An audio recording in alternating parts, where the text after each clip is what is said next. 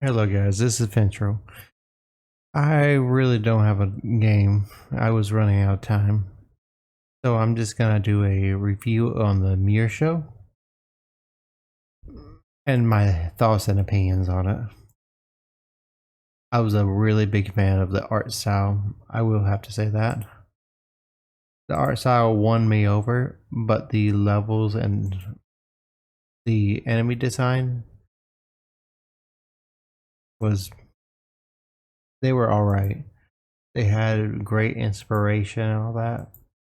But I felt like some of the enemies were way harder than others, especially I would say the tower, where you can get swarmed by 10 to 12 different enemies out of nowhere. Like you go straight and with it constantly switching around every 30 seconds, it just made it a kind of hassle at times.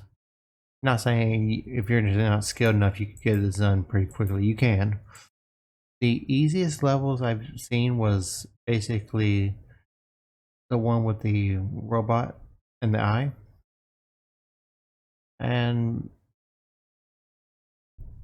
the hotel.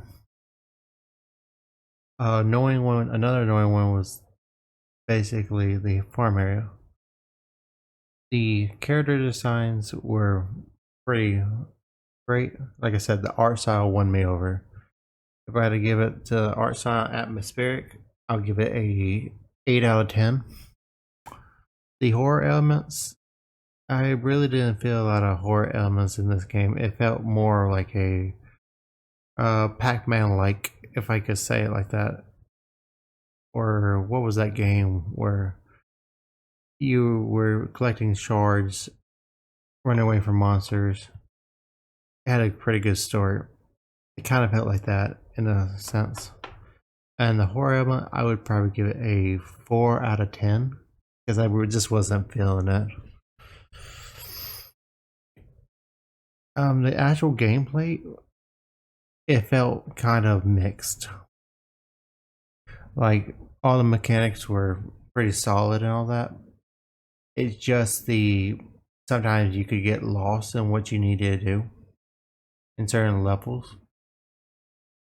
And some levels are just it goes from extremely easy to extremely frustrating for a few levels.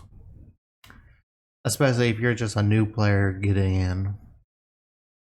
Uh like mechanics wise and all that. And just gameplay in general.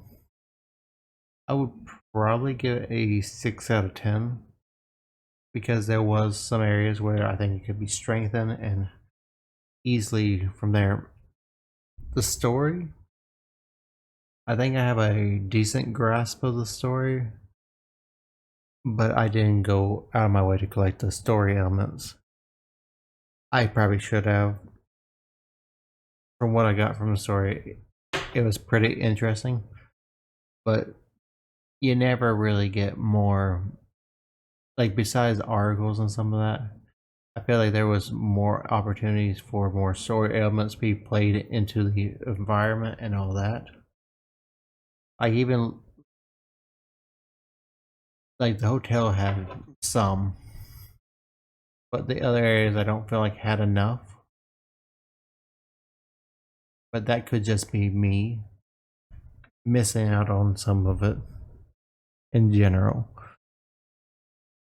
With the story, I would probably give it another 6 out of 10 because I probably just didn't go far enough for it.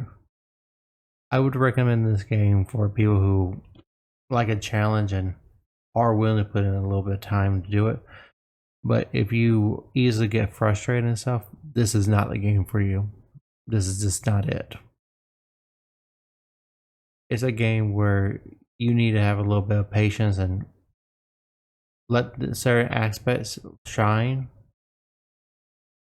If I was gonna recommend any changes, it would probably even out the enemies, like the 4 enemies, a little bit, so it's not go from extremely easy to extremely hard depending on which level you pick.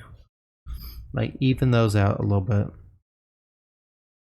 Give more story oriented messages throughout the environments. And make sure you don't have to just spell it out, but it's just more, just show a little bit more there. And